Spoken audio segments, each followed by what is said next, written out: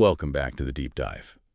You know, it feels like just yesterday, the entire world was collectively holding its breath, glued to the news, as COVID-19 swept across the globe. We saw overwhelmed hospitals, the frantic race for vaccines, and then finally that gradual global sigh of relief as the pandemic began to recede. The threat was immediate, it was tangible, right? And it demanded our full attention. Absolutely. It was all anyone could talk about, all anyone could focus on for months, even years. But what if I told you that while we were all focused on that highly visible immediate threat, a far deadlier, far more insidious, slow-moving pandemic has been quietly building momentum beneath the surface? One that, according to the research we've gathered for this deep dive, threatens to undo basically every single medical breakthrough of the past 100 years. That's quite a claim, but sadly not unfounded. Okay, let's unpack this. Our mission today is to really delve into this concept of a post-antibiotic era, what it profoundly means for global health, why a country like Nepal is not just vulnerable, but actually highlighted as an epicenter in some of this material. And then we'll broaden our scope, look at an array of other critical intertwined challenges the nation faces. We'll wrap up, as always, with a look at some surprising, maybe vital potential solutions highlighted in the research. The goal here for you listening is to gain knowledge quickly but thoroughly, get those aha moments, those multiple perspectives you expect from our deep dives. Right, putting the pieces together. So let's start right there. This concept of a post-antibiotic era.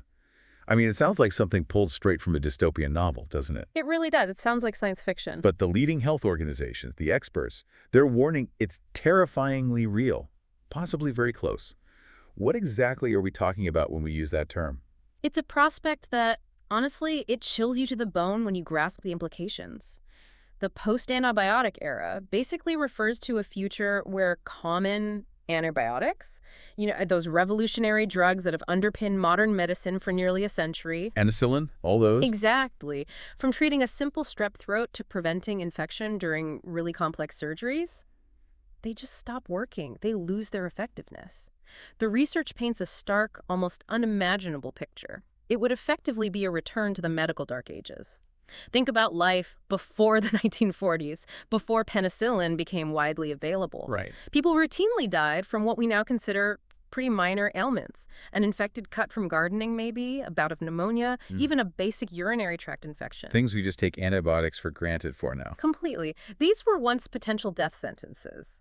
And in a post-antibiotic world, routine procedures we rely on, think like hip replacements, organ transplants, even chemotherapy, which all heavily rely on preventing infections, they'd become extraordinarily high risk, maybe even impossible to perform safely. That's the kind of profound regression this era really signifies. That's a truly unsettling vision. It makes you realize how utterly dependent our entire modern healthcare system is on these drugs working. But how does this even happen? How do antibiotics, which have been miracle drugs for so long, suddenly just lose their power? It's a relentless evolutionary process. It's called antimicrobial resistance, or AMR. At its core, bacteria, and remember, bacteria are incredibly ancient, resilient, highly adaptable organisms. They mutate. Or they develop new defenses when they're overexposed, or, and this is crucial, improperly exposed to antibiotics. Okay. Think of it like natural selection, but on fast forward. When we use antibiotics, say, indiscriminately or maybe incorrectly, like not finishing the course. What people do all the time. Exactly. We inadvertently create this environment where the weaker, susceptible bacteria are killed off, but the strongest, the most resistant ones, they survive. And these survivors don't just replicate quickly, bacteria multiply incredibly fast. They can also transfer their resistance genes to other bacteria, even different species of bacteria. Seriously? They can share the resistance? Yes, through a process called horizontal gene transfer. It's like they're passing cheat codes around. This accelerates the spread of what we now call superbugs exponentially. Simple actions you might not even think about, like, say, taking antibiotics for a common cold, or the flu, which are viral infections. Antibiotics do nothing against viruses. People still ask for them, though. They do. Or failing to complete the full course of your prescription as directed. These actions directly contribute to bacteria developing and then sharing this resistance. We're essentially training them to defeat our best weapons. So it's a silent biological arms race, really. And the bacteria are constantly evolving, and we're actually, maybe unwittingly, giving them the tools and the opportunities to win. just through our own actions. That's a very good way to put it. An arms race where we're sometimes supplying the enemy. And the warnings about this, they aren't some fringe theory, are they? Yeah. This is mainstream science sounding the alarm. Oh, far from fringe. This isn't speculation anymore. It's a stark warning that's been echoed by the most authoritative global health institutions for years now. We're talking the World Health Organization, the WHO, the Centers for Disease Control and Prevention, the CDC, and notably, the Lancet Commission. Big names. Yes. Serious organizations. Exactly. These aren't groups known for hyperbole or, unnecessary alarmism. They have unequivocally declared antimicrobial resistance a grave global health crisis. And this is based on rigorous scientific evidence, real-time data coming in from hospitals and communities worldwide, and clear, undeniable global trends. Their collective warning is blunt. It's terrifying, frankly. They say, if we don't take action now, by 2050, AMR will kill 10 million people every year. 10 million. 10 million a year. That's more than currently die from cancer globally. More than cancer. That really puts it into perspective. It's hard to even fathom. It is. Imagine a world where the leading cause of death isn't a complex disease like cancer, but common infections. Infections we've taken for granted as easily treatable for decades. That's the potential reality. 10 million deaths a year. Just staggering. Yeah. But you also mentioned earlier, and this caught my attention, that this could be even more dangerous than what we all just lived through with COVID-19. Yes. We all saw how COVID-19 overwhelmed healthcare systems. It brought economies to a halt. How could AMR possibly be worse than that? It's a crucial distinction, and it really highlights the insidious, undermining nature of AMR COVID-19. Absolutely devastating, yes. But it primarily overwhelmed hospitals because of a sudden explosive surge of severe respiratory cases that needed intensive care. Right. The ICUs were full, ventilators. Exactly. We grappled with bed shortages, ventilator scarcity, a completely stretched workforce.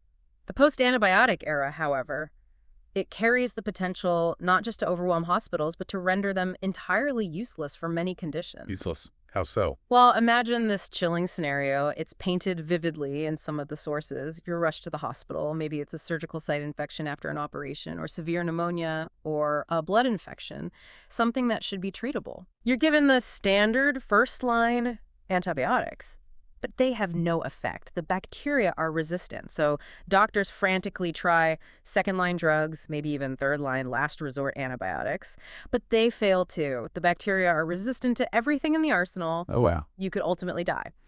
From what started as a minor wound, maybe, or a routine urinary tract infection, or even just a simple fever that spiraled out of control because no drug could stop the underlying bacteria. So the difference is profound. COVID-19 challenged the capacity of our hospitals. AMR threatens to dismantle the very effectiveness of modern medicine within those hospitals. That paints a very, very clear and, frankly, frightening picture. The idea that a hospital, a place we see as a center for healing, could become a place where even simple infections lead to death because the basic tools, the antibiotics, no longer work. That's truly something to grapple with. It fundamentally changes everything. And the vaccine comparison you mentioned earlier, that was so critical for COVID-19, that hope, that solution. That's another vital distinction, yes. COVID-19, it came with visible, often quite dramatic symptoms. It spread rapidly, causing immediate global alarm. And crucially, it prompted this unprecedented, incredibly accelerated global effort to develop vaccines. Record time. Absolutely. We saw vaccines researched, developed, tested, rolled out faster than ever before. They offered a clear path to protection and eventually a return towards normalcy. AMR, on the other hand, it creeps in silently, almost imperceptibly. The resistance builds gradually. It often goes unnoticed at the individual level until suddenly a specific patient's infection becomes untreatable. It's invisible until it's potentially too late for that person. Precisely. And here's the kicker. There are no vaccines for antibiotic resistance itself. We can and do vaccinate against specific bacterial diseases like tetanus or certain types of pneumonia or tuberculosis. But we cannot create a vaccine that prevents bacteria as a whole from evolving resistance to antibiotic drugs. Right, you can't vaccinate against evolution itself. Exactly. So the threat of AMR is slow, it's insidious, it lacks those clear, visible markers until it hits hard, and ultimately, without a major breakthrough in new drug development, it's far more fatal in its potential reach because it undermines the very foundation of almost all modern medicine. So it's a slow-motion disaster. Harder to see coming, no quick fix solution like a vaccine waiting in the wings. And you said Nepal is particularly vulnerable. Why is that? What makes Nepal so susceptible that this crisis might hit even earlier than the global average? Sadly, yes, the research really does highlight that Nepal seems to be on track to experience this post-antibiotic era significantly earlier than the projected global average. Despite its already, let's be frank, limited healthcare infrastructure, the country grapples with this unique combination of severe overlapping problems. It creates a kind of perfect storm, rapidly accelerating the development and spread of AMR. One of the most shocking statistics underscored in the material, get this, is that more than 70% of people in Nepal reportedly take antibiotics without proper testing, and often without even seeing a doctor without a proper prescription. 70%. Yeah. That's incredibly high for self-medication with something as powerful as antibiotics. I can immediately see how quickly resistance could just explode under those conditions. It's staggering, isn't it? Think about the implications. It means bacteria across a vast population are being exposed unnecessarily, repeatedly, to these drugs, giving them ample, continuous opportunity to evolve sophisticated resistance mechanisms.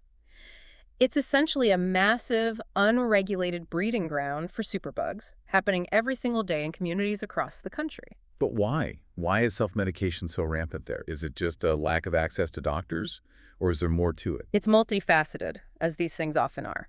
A significant contributing factor is certainly the limited access to qualified medical professionals, especially if you get outside the main cities into remote or semi-urban areas. People might live hours away from a doctor, or they might find the cost of a consultation just prohibitive. Makes sense. But this is compounded by another critical issue mentioned: unqualified prescribers.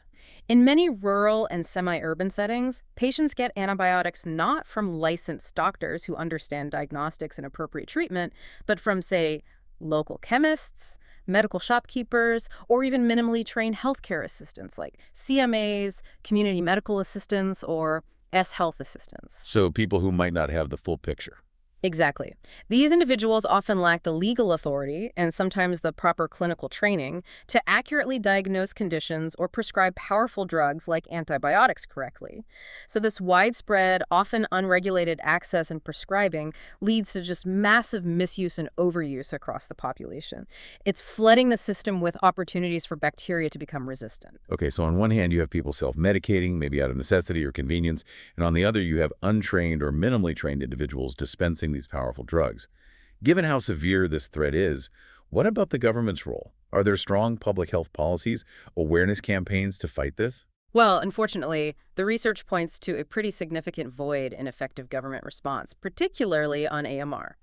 While many developed nations and international bodies are investing billions now in AMR research, surveillance systems, public awareness, Nepal's public health policy, according to these sources, barely even mentions AMR as a national emergency. It's largely overlooked. Really? Even with the potential scale? It seems so. There's a reported severe lack of large-scale public awareness campaigns that could educate citizens about the dangers of antibiotic misuse, about why you need a proper diagnosis. And crucially, there are virtually no clear regulations mentioned regarding over-the-counter antibiotic sales. Or if regulations exist on paper, there's almost zero enforcement at the community level. So it's easy to just buy them. Apparently so, in many places. This creates a really permissive environment where the crisis can just fester and grow, largely unchecked, almost invisible to the policymakers who could actually instigate change. And are we seeing the effects of this lack of action already? Is there concrete data showing the consequences of this escalating misuse? Oh, absolutely. The data presented is incredibly stark. It illustrates an accelerating tragedy, really. Back in 2005, it's estimated that antibiotic resistance was directly responsible for about 100 deaths in Nepal. Okay, for 100 deaths. Now, fast forward just 13 years to 2018. That number had skyrocketed to 6,400 deaths. Wow, from 100 to 6,400. Yes, that's a staggering 64-fold increase in a little over a decade. And if this alarming trend continues unchecked, the projections derived from the analysis suggest that millions, literally millions of Nepalese, could face premature death from resistant infections within the next 20 to 30 years. That's if no decisive systemic action is taken. Hell yeah. This isn't some distant, abstract problem for the future. It's an active, escalating tragedy unfolding right now. That's a truly horrifying trajectory, that 64-fold increase. It just underscores the urgency. What are some of the other underlying factors feeding this rapid rise in resistance, beyond what we've already covered? There are several, and they really combine to form this perfect storm for AMR. Beyond the rampant self-medication and the issue with unqualified prescribers, there's often significant overprescription by doctors themselves. Even qualified doctors, why? Well, sometimes it's driven by patient pressure. Patients come in demanding antibiotics, even for things like colds. Or it might be due to a lack of rapid diagnostic tools in many clinics, tools that could quickly tell a doctor if an infection is bacterial and needs antibiotics, or viral and doesn't. So sometimes antibiotics are prescribed just in case. Okay. Then many hospitals and clinics, particularly those with limited resources, also struggle with poor infection control practices. Basic hygiene, proper sterilization of equipment, safe waste disposal. These can sometimes be inadequate. This allows resistant bacteria to spread easily within healthcare facilities themselves, from patient to patient or staff to patient. Making hospitals potential hotspots. Unfortunately, yes, if controls aren't tight. There's also a critical lack of comprehensive surveillance systems across the country to actually monitor antibiotic resistance patterns. Without this data, knowing which bacteria are becoming resistant to which drugs, where it's incredibly difficult to track the problem effectively or to guide targeted public health responses. You can't fight what you can't properly measure. Precisely. And finally, there's a huge global factor which disproportionately impacts vulnerable nations like Nepal. The pipeline for new antibiotics is basically dry. Pharmaceutical companies haven't developed any major new class of antibiotics in over 30 years. 30 years, why not? Primarily because the financial return on investment is often much lower compared to drugs for chronic condition like high blood pressure or diabetes, which people take for years. Antibiotics are usually taken for a short time, they cure the condition, and there's pressure to use new ones sparingly to prevent resistance. So it's just not as profitable for big pharma. So a market failure, essentially. You could call it that. So we're not only losing the effectiveness of the drugs we have, but we're also not getting new ones to replace them. We're left fighting increasingly powerful superbugs with an arsenal that's dwindling fast. So taking all of this together, what does this realistically mean for Nepal's medical future? It sounds like we're genuinely heading towards a cliff edge if this course isn't radically altered. If this trajectory continues, yes. If the current trends, the misuse, the lack of regulation, the poor infection control, the dry pipeline, if they're all left unaddressed, Nepal could indeed enter the post-antibiotic era within potentially the next 3 decades, maybe even sooner in some pockets. And that means, as we discussed, a period where common antibiotics simply no longer work at all for everyday infections. This forces a regression to pre-1940s style medicine. It severely limits our ability to perform even basic medical procedures safely, let alone complex surgeries or cancer treatments that rely on infection control. It's hard to overstate the impact. People would face death from trivial infections again, and ultimately it could lead to the complete collapse of public health systems, just utterly overwhelmed by waves of untreatable infections. It's not just a medical crisis, it's a foundational threat to modern human life as we understand it. The silent threat of AMR, with its projections of millions of deaths in Nepal alone, is, well, it's terrifying enough on its own. But the research we've looked at, it paints an even broader, more alarming picture for the country. It's not just this one crisis in isolation, is it? It's described as a convergence of several major threats, leading to a truly staggering overall prediction for Nepal's future. That's right. And the scale of this overall potential catastrophe when you combine AMR with these other looming threats is truly sobering. The analysis projects, and this number is hard to wrap your head around, over 20 million premature deaths may occur in Nepal over the next 50 years. 20 million. 20 million. Deaths that, chillingly, the researchers emphasize could be largely preventable if decisive action were taken starting now. And they stress this projection isn't rooted in, fear-mongering or sensationalism. They state it's a data-based warning, meticulously built on emerging patterns and observable trends in public health, in environmental degradation, and in governance within Nepal. It's a comprehensive, multi-sectoral look at the major culprits that are silently eroding the nation's future. Okay, so what are these 5 major culprits? Beyond AMR, what else is contributing to this massive, almost unthinkable projected death toll? Let's break them down. Right. The first, and projected to be the deadliest by a pretty significant margin, is air pollution. This is estimated to account for approximately 8 million of those 20 million deaths over the next 50 years. 8 million from bad air. 8 million.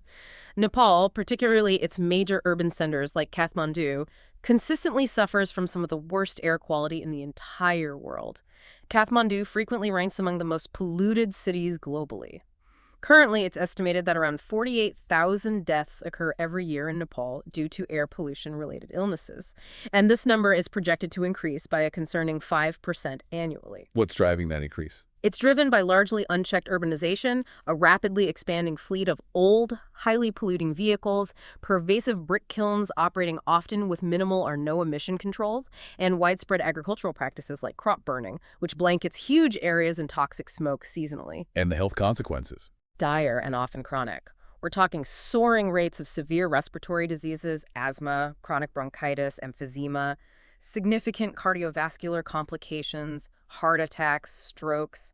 There's evidence of stunted lung growth and lifelong respiratory issues in children exposed from a young age, and a dramatically increased risk of various cancers. The analysis is stark.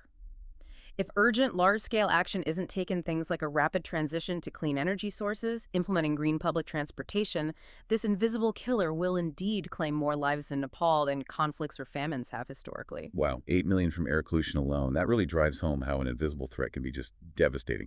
Okay, what's the second major culprit on this list? The second, directly related to our earlier deep dive, is antibiotic resistance, AMR itself. This is projected to cause around 7 million premature deaths over the same 50-year period. 7 million from superbugs. Exactly. As we detailed, Nepal faces this unique and accelerated path towards a post-antibiotic reality, with that reported annual growth rate of resistant infections hovering around 18.1%. This trajectory means that by 2075, we could foresee 7 million lives lost prematurely in Nepal due to infections that were once easily curable with a simple course of antibiotics. It just reinforces that terrifying reality of minor infections becoming fatal, rendering even basic medical care ineffective for many. Okay, so air pollution and AMR account for 15 million already. What's the third major factor? The third is the existential global threat of the climate crisis. This is projected to cause around 3 million deaths in Nepal over 50 years, and the country's unique geography makes it exceptionally vulnerable. How so? The mountains. Precisely. The Himalayas, which are the water towers of Asia, the lifeblood for millions downstream, they are melting at an alarming, truly unprecedented rate. This leads directly to increased risks like glacial lake outburst floods, GLOFs. That's where lakes formed by melting glaciers suddenly burst their natural dams, unleashing devastating torrents of water, rock, and ice downstream. Terrifying. Absolutely. We're also seeing increasingly erratic rainfall patterns. This means both severe droughts in some areas and periods of intense, unpredictable monsoons in others. Both lead to widespread crop failures and serious food insecurity. So the country faces this relentless onslaught. Rising floods, more frequent and severe landslides triggered by intense rain on destabilized slopes, prolonged droughts, dangerous heat waves, and these result in deaths in multiple ways. How? Well, directly from the natural disasters themselves, people swept away by floods, buried by landslides, but also indirectly through climate-linked food insecurity leading to malnutrition and starvation, particularly among vulnerable populations, and also through climate-related disease outbreaks. As warming temperatures expand the range of disease vectors like mosquitoes, we see increases in diseases like dengue fever and cholera, especially after floods contaminate water sources. So it is from many angles. Many angles. And Nepal's fragile topography, its high population density in some very vulnerable river valleys and hillsides, and its heavy dependence on rain-fed subsistence agriculture all make it especially susceptible to these climate impacts. And this is despite Nepal contributing very, very little to the global greenhouse gas emissions driving the problem in the first place. A cruel irony. Okay, that's air pollution, AMR, climate change, 3 million there. What about the healthcare system itself? You mentioned earlier it was already stretched thin. That's the fourth major factor identified, the potential collapse or perhaps severe degradation of the healthcare system. This is projected to lead to perhaps 1 million premature deaths over the 50 years. Just from lack of access to care. Essentially, yes. Nepal's healthcare infrastructure, as the sources describe it, is already severely stretched. It struggles with chronic underfunding from the government. There are vast urban-rural disparities. Quality care is often almost non-existent once you get outside the major cities. And there's a debilitating brain drain of skilled medical personnel. Doctors and nurses leaving. Yes. Many highly trained doctors, nurses, specialists leave Nepal for better opportunities, better pay, better working conditions abroad. This further weakens an already fragile system. Combine that with a widespread lack of affordable health insurance and limited physical or financial access to care for the poor. It means millions of people simply cannot get or afford basic medical services when they need them most. So the analysis projects that if there isn't a massive transformative overhaul of the entire system, funding, staffing, access, over 1 million lives could be lost prematurely simply due to this fundamental lack of access to basic foundational medical care. Things that should be treatable die from lack of timely intervention. 1 million deaths just from the system failing. And finally, the fifth category is listed as social neglect. That sounds quite broad, but the projected number, 4 million deaths, is significant. What exactly does this encompass? Indeed. This category, while maybe less dramatic in the headlines than a pandemic or a huge natural disaster, collectively accounts for around 4 million projected premature deaths. And it reflects deeply rooted societal failures, according to the analysis.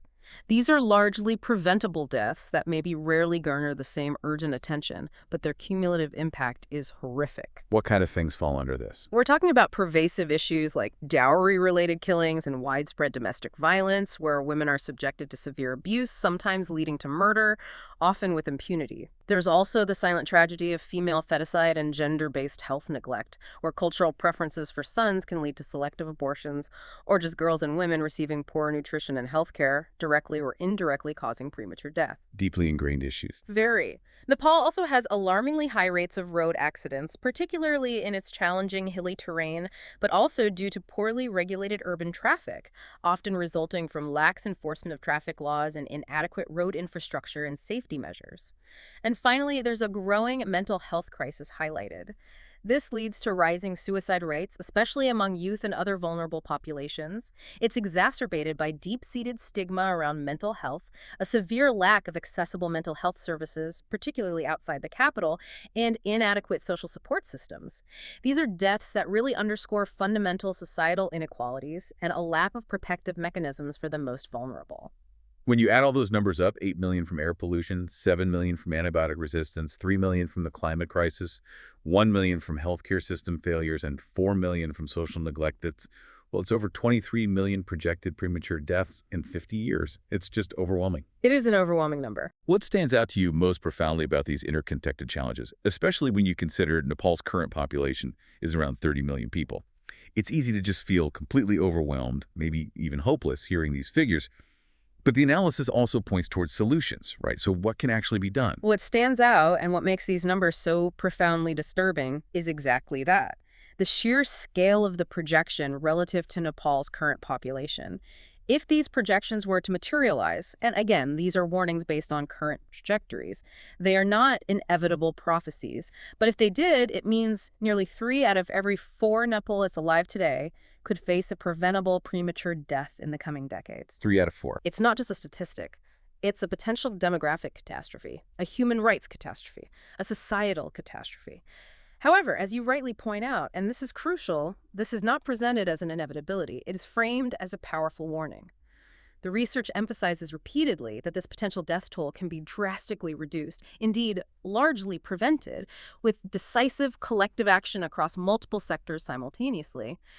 We need a multi-pronged systemic approach. We have to tackle these challenges not in isolation, but recognizing their deep interconnections. So where do we start? What are the general solutions proposed? Okay, starting with public health, particularly for AMR, which we discussed in depth. Widespread public awareness campaigns are absolutely crucial. People need to fundamentally understand when antibiotics are truly necessary and when they are not. Why completing the course is vital. We need educational programs launched through every available channel: schools, local clinics, community health workers, religious leaders, pervasive mass media campaigns, explaining in simple, clear terms how misuse creates these dangerous superbugs. Education is key. What else? Alongside education, strict regulation is vital. The sources argue governments must move aggressively to prohibit over-the-counter antibiotic sales without a proper prescription, and enforce those prescription-only policies with severe penalties for violations for both sellers and maybe inappropriate prescribers. Then, within hospitals and clinics, implementing stringent infection control measures is non-negotiable. Things like meticulous hand-washing protocols for all staff, proper sterilization of equipment, safe medical waste disposal, and robust antibiotic stewardship programs, basically. Hospital-based programs that guide doctors on appropriate antibiotic prescribing, track usage, and monitor resistance patterns within the facility. These are essential to prevent the spread of resistant infections within healthcare settings. Makes sense. Control the spread at the source. Exactly. And looking bigger picture, globally, we desperately need concerted investment in research and development. We need R&D for truly new classes of antibiotics because the old ones are failing. And also for alternative treatments, things like bacteriophage therapy, which uses viruses that specifically attack bacteria, or developing new antimicrobial peptides. And given that antibiotic resistance knows no borders, a superbug originating in one country can spread globally very quickly. Like we saw with COVID. Precisely. Global and regional collaboration is absolutely essential. This means cooperation with neighboring countries, sharing data, coordinating strategies, and working closely with international bodies like the WHO to build robust surveillance networks and implement coordinated action plans. It has to be a united front. Okay, so on the health front, a societal shift through education, strict enforcement, better hospital practices, driving new research, and global cooperation. What about the environmental and the broader societal issues, the air pollution, climate change, healthcare access, social neglect? How could those be tackled? For those broader environmental and health issues, robust policy and strong governance are absolutely key drivers of change. This means aggressively enforcing existing clean air and water regulations, not just having them on the books. It means massive, sustained investment in renewable energy sources, solar, wind, hydro, to reduce that heavy reliance on polluting fossil fuels and biomass burning. It also means promoting sustainable agricultural practices that minimize environmental impact, reduce deforestation, and perhaps use less harmful pesticides and fertilizers. Right, and for the healthcare system itself. For healthcare infrastructure specifically, the solutions proposed include striving for truly universal access to healthcare for all citizens, regardless of their ability to pay. Expanding medical training programs within Nepal to produce more doctors, nurses, and technicians. And crucially, finding ways to incentivize and support healthcare professionals to work in underserved rural areas, bridging that huge urban-rural gap in care quality and availability.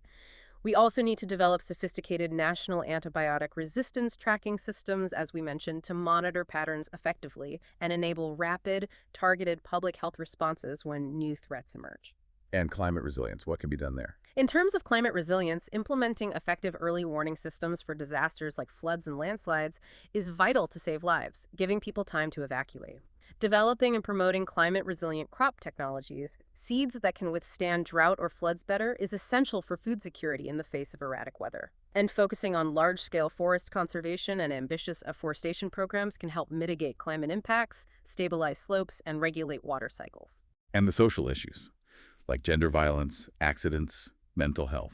For social reform, the sources point towards enacting and critically rigorously enforcing stronger laws against gender-based violence and harmful traditional practices like the dowry system. Launching comprehensive mental health awareness campaigns is needed to combat the deep stigma, encourage people to seek help without shame, and expand access to mental health services. And significantly improving road safety through better education, stricter enforcement of traffic laws, and major investments in safer road infrastructure, particularly in hazardous areas. It's a truly comprehensive agenda, isn't it? It requires a top-down commitment from government, but also bottom-up engagement from communities and individuals. Political will and community action, hand in hand.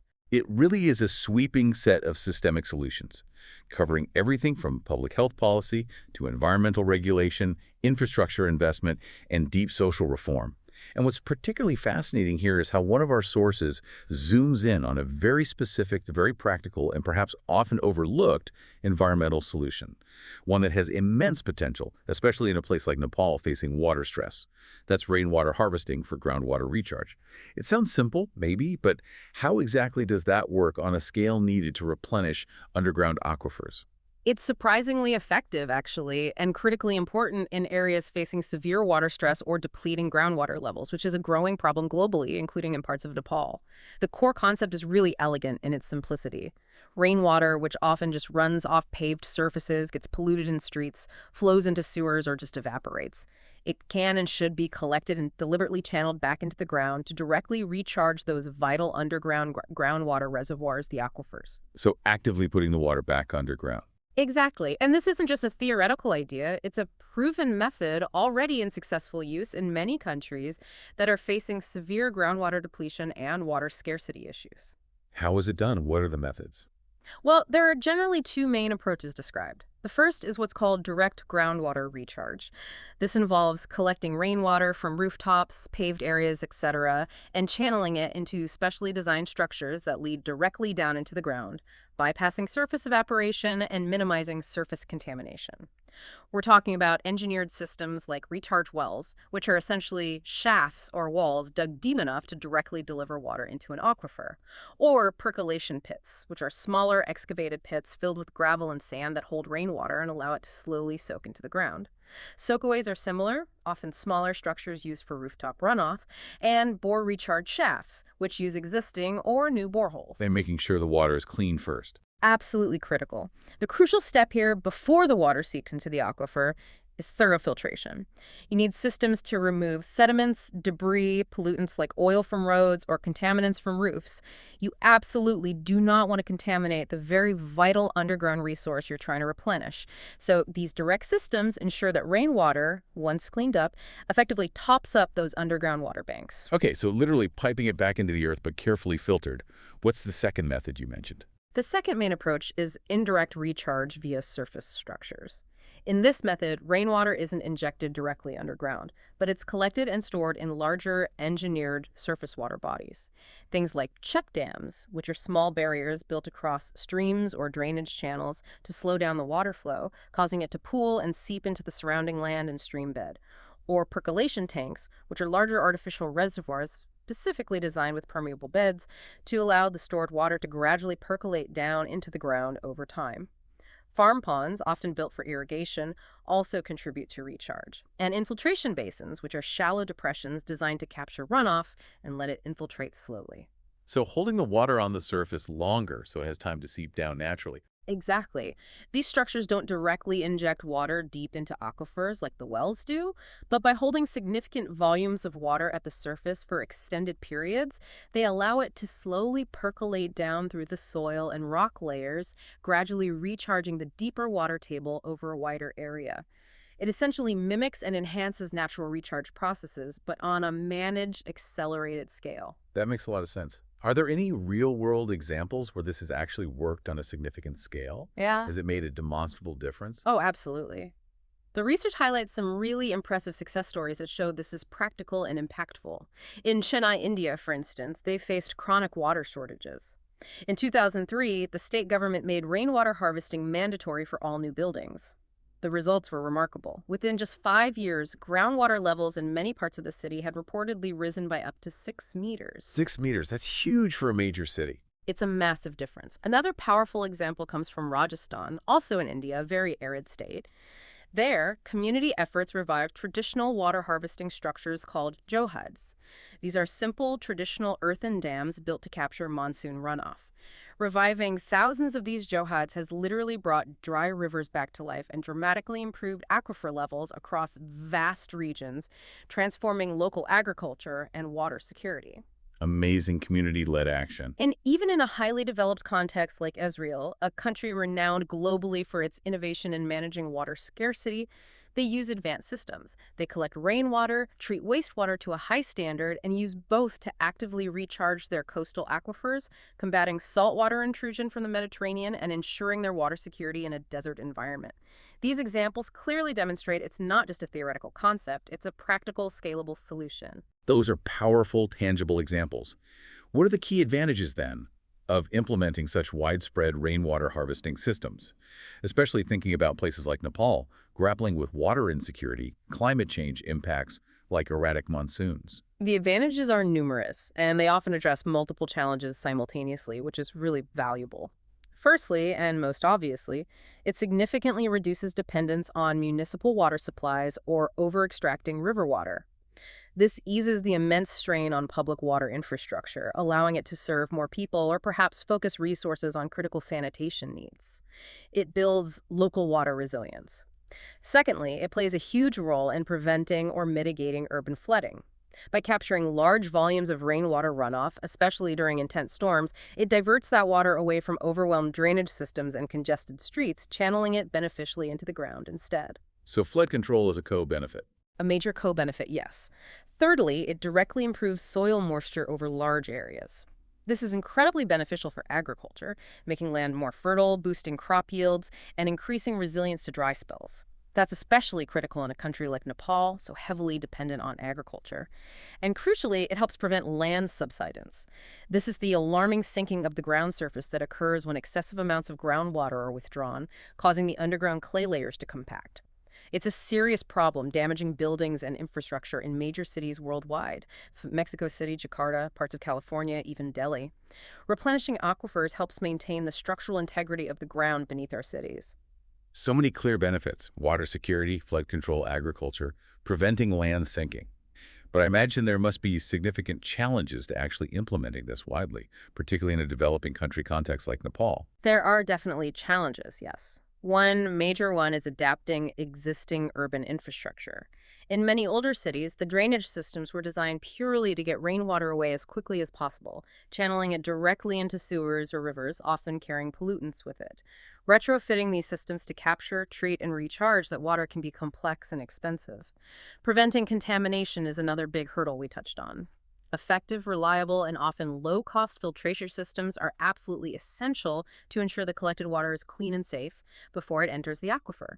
You don't want to solve a water quantity problem by creating a water quality disaster underground. Right. Crucial point. Paved surfaces, roads, parking lots, dense buildings, which are ubiquitous in urban areas, also significantly reduce the natural percolation of rainwater into the ground. This means more runoff is generated, and less water naturally seeps in, making engineered recharge systems even more important. And finally, as with many sustainable solutions, a persistent challenge is often the lack of widespread public awareness about the benefits and the necessity of rainwater harvesting. And, crucially, the lack of effective enforcement of any policies or building codes that might actually require it. Without strong political will, clear regulations, and community buy-in and participation, even the best-laid plans can falter. So what about policy tools and maybe technology? How can they help overcome some of these challenges and make widespread adoption more feasible? Policy and technology can absolutely be game changers here. Mandatory rainwater harvesting laws, like the one in Chennai, perhaps phased in for all new constructions and potentially major renovations, would provide a strong foundational regulatory push. But they need rigorous enforcement to be effective. Utilizing advanced technology like geographic information systems, GIS, for detailed aquifer mapping can be incredibly helpful. It allows planners to identify the most geologically suitable locations for different types of recharge structures and design more efficient systems. Using data to target efforts. Exactly. IoT Internet of Things enabled monitoring systems could even track recharge rates and water quality in real time at various recharge points. This provides valuable data for optimizing system performance, demonstrating impact, and managing the aquifers sustainably. Governments could also offer targeted financial incentives, maybe things like recharge credits, tax breaks, or subsidies, to encourage individuals, communities, and businesses to install rainwater harvesting and recharge systems. Making it economically attractive can accelerate adoption. Make it worthwhile financially. Yes, and ultimately, integrating rainwater harvesting and groundwater recharge into broader smart city programs or integrated urban water management plans is key. This ensures it's not just an isolated initiative, but part of a larger, cohesive strategy that views water as a precious, cyclical resource to be managed sustainably for the long term, rather than just a linear use and discard commodity. It requires a fundamental shift in how we design and manage our urban landscapes and water systems. Okay, so if we connect this very practical solution back to the bigger picture, Yeah. it's crystal clear that addressing these massive intertwined challenges facing Nepal, from superbugs to melting glaciers, air pollution, healthcare gaps, social issues, requires not just these scientific and environmental solutions, but also really robust governance and an engaged, perhaps even empowered citizenry. Absolutely. Technology and policy are tools, but they need effective governance and public participation to work. And one of our sources presents a really unique, maybe even radical approach to achieving exactly that kind of citizen engagement and governance reform in Nepal. It's introduced by a political group called the SatyaYug Samaj Party, the SSP, and their core idea is framed as the buy-your-own-vote revolution. Now, just to be very clear for everyone listening, as always, we're reporting neutrally on the ideas presented in the source material we've analyzed for this deep dive. We are not endorsing any particular political viewpoint or party. Our aim is simply to understand and convey the proposals put forward. So with that said, what is this buy-your-own-vote model actually about? Indeed, it's crucial to maintain that neutrality. Addressing challenges of this magnitude clearly requires innovative thinking, potentially including new approaches to governance and public participation. And this particular proposal offers a fascinating, quite unconventional alternative. One of our sources introduces this detailed proposal from the SatyaYug Samaj Party, or SSP. The context, as the party itself presents it in the source material, is Nepal's long-standing, often criticized cycle of political deception. They describe a system where votes, particularly in rural areas, are allegedly traditionally bought by established parties using various inducements, things like cash, meat, and liquor distributed right before elections. A common allegation in many democracies, unfortunately. Yes, and the SSP argues this practice leads directly to systemic corruption, creating a political class that, in their words, ultimately sells the nation's future for short-term political power or personal gain, rather than focusing on long-term development and policy. Okay, so that's the problem they identify. And their solution is to literally flip that script. Yeah. Instead of candidates buying votes, citizens buy their own vote. How does that work conceptually? Precisely. The core proposal from the SSP is framed explicitly as an economic and ethical revolution. It starts with citizens making a conscious choice to buy their own vote. And what that means in practice, according to the source, is contributing directly to the party's stated mission and operational capacity. The source emphasizes this isn't just a political campaign donation in the traditional sense. It's positioned as a fundamental call for individual ownership, a direct investment by citizens in the nation's long-term future, and in the specific policy platform the SSP advocates for. It aims to empower citizens by directly linking their financial contribution to the party's ability to function and pursue its stated goals, independent of traditional power brokers or vested interests. That's certainly an unconventional model for political funding and engagement. How does it work practically? Are there different levels of contribution described? And what do citizens ostensibly get in return for this investment in their own vote? Yes, the proposal outlines specific tiers. For a contribution of 351 Nepalese rupees, which is roughly around $3, maybe a bit less, an individual reportedly gains basic SSP membership.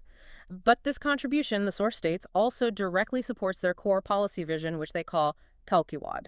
This is described in the material as a bold alternative to both capitalism and communism. The source further elaborates that Kalkiwad is intended as a truly novel socioeconomic philosophy, aiming to bridge the perceived gaps between capital's deficiency and communist ideals of equality, seeking a kind of third path focused on merit-based resource allocation, ethical governance, and knowledge-driven policy. Interesting concept. What else does the 351 rupee contribution entail? That membership also grants participation in what they term a grassroots campaign to build a just, prosperous, and knowledge-led Nepal. The emphasis throughout the source material is that this contribution represents ownership, a direct stake in the party's mission and its success, rather than being just a charitable donation to a political cause. Then, for those able and willing to contribute a higher amount, 1,000 Nepalese rupees, so maybe around $8 or $9, the source states there are additional, more direct benefits provided. Okay, what kind of benefits? These reportedly include receiving a revolutionary book that outlines Nepal's economic transformation roadmap in detail, essentially providing the blueprint for their policy vision. More tangibly, it's said to offer 1 year of free treatment at designated Kalki care clinics. These clinics are described in the source as offering quality, corruption-free healthcare, which directly ties back to the broader healthcare system crisis we discussed earlier. And finally, contributors at this level are said to receive a lifetime health ID card, which is intended to ensure future access to health services and participation in what they call SSP's smart health ecosystem, suggesting some kind of digital integration of health records and services tied to their platform. It certainly sounds like a very direct quid pro being proposed there. Your financial contribution translates, they claim, into both supporting systemic change and receiving tangible services and information. How does the party claim they'll actually use these funds? Is it going towards traditional political campaigning rallies, ads, electioneering, or something different? The source makes a point of clarifying that this isn't intended to be a traditional party run by career politicians, nor is the primary focus on conventional electioneering. The SSP presents itself in the material as a policy-driven engine powered specifically by Nepal's top minds. They state very specifically that the contributions collected through this buy-your-own-vote model are earmarked primarily to fund the employment of a core team of 650 nation builders for 1 year. This team is described as being highly specialized. Who's in this team? It reportedly includes 50 economists, 200 MBAs and researchers, and 400 engineers. Their explicitly stated role is to conduct deep research, rigorous policy development, and comprehensive implementation planning for Nepal 2.0, which is their term for their vision of a modernized, reformed nation. The source even does the math. It calculates that when 2.5 million Nepalists step forward with just the basic 351 rupee contribution, the total sum raised will provide the necessary financial capacity to build a research-backed governance framework entirely funded by citizens. 2.5 million people. That's a significant number. It is. And they argue that achieving this level of grassroots funding will enable what they call Gyan Tantra. This term is defined in the source as a knowledge-based democracy. Essentially, a system where national policy and governance decisions are meticulously crafted and driven by robust research, expert analysis, and data-backed insights, rather than being primarily swayed by populism, short-term political calculations, or the influence of traditional power structures. Their stated ultimate goal is to foster a new generation of leaders selected by merit, not muscle or money. So the core idea is a direct line from broad citizen micro-contributions to funding dedicated intellectual capital and detailed policy development, aiming for a system fundamentally driven by expertise and evidence. What's the stated mission behind this unusual model beyond just trying to win elections eventually? The source frames their mission with a very pointed, almost provocative slogan. The parties that buy your vote will sell your country. The party that sells you your vote will rebuild your country. They assert their fundamental aim is not to play dirty politics in the conventional sense, but rather to build a new Nepal through knowledge, policy, ethics, and concrete action. It's also important to note a very specific condition mentioned in the source regarding this model. If they do not achieve their target of 2.5 million members making the 351 rupee contribution, the movement has pledged to dissolve itself after publishing all its research findings and policy documents. They emphasize they are not interested in merely becoming just another party competing within what they describe as the existing, allegedly corrupt political landscape. It's presented as an all-or-nothing bid for a fundamental system change, contingent on achieving mass citizen buy-in first. That's a remarkable condition. It really underscores their claim that this is different. This truly stands out because it attempts to redefine the very nature of political funding and engagement, tying it directly and transparently, they claim, to intellectual capacity and policy development. What truly stands out about this proposed model compared to more traditional approaches we usually see for solving national crises? What's truly fascinating here, I think, is that explicit attempt to directly link widespread, small-scale citizen financial contribution to the funding of dedicated intellectual capacity and detailed policy formulation. It bypasses or aims to bypass traditional campaign finance and the often opaque ways political parties are funded. It's presented as being fundamentally different from traditional campaigning, which often focuses on rallies, advertising, or sometimes, as they allege, the distribution of immediate, often short-term goods or services that can characterize traditional vote-buying tactics. It's a completely different angle on how you might mobilize resources for national change. It prioritizes building the intellectual and policy foundation first, aiming for this knowledge-based democracy where expertise and well-researched policy proposals drive governance rather than relying solely on popular appeal, charisma, or traditional political machinery. It's certainly an ambitious, maybe idealistic attempt to redefine the relationship between the citizen and the political process, placing ownership and investment in a specific, detailed vision for the future right at its core, rather than just periodic, often transactional political exchange at election time. Okay, so let's pull back and try to synthesize all of this. What does this all mean for you, our listener? We've really dived deep today into this incredibly complex and frankly quite alarming web of challenges facing Nepal. From the silent creeping threat of superbugs that could genuinely unravel modern medicine as we know it, It's chilling thought. to the broader, almost overwhelming specter of over 20 million potential premature deaths from multiple compounding causes, air pollution, climate change, healthcare failures, social issues.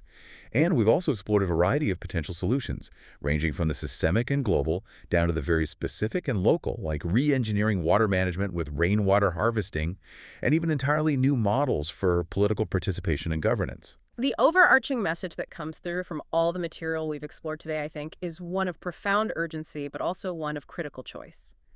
The post-antibiotic era, far from being some distant theoretical possibility, is presented as a coming reality.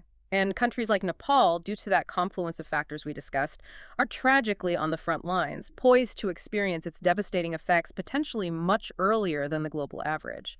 And that broader threat, that number of 20 million premature deaths, it's also not presented as an inevitability. It's framed clearly as a data-based warning, founded on observable emerging patterns in health, environment, and governance.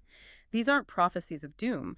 They are projections based on current trajectories. Projections that can be drastically altered through deliberate, informed, and collective action. The path isn't set in stone. Not at all. The sources emphasize that. And it connects right down to the individual level, too.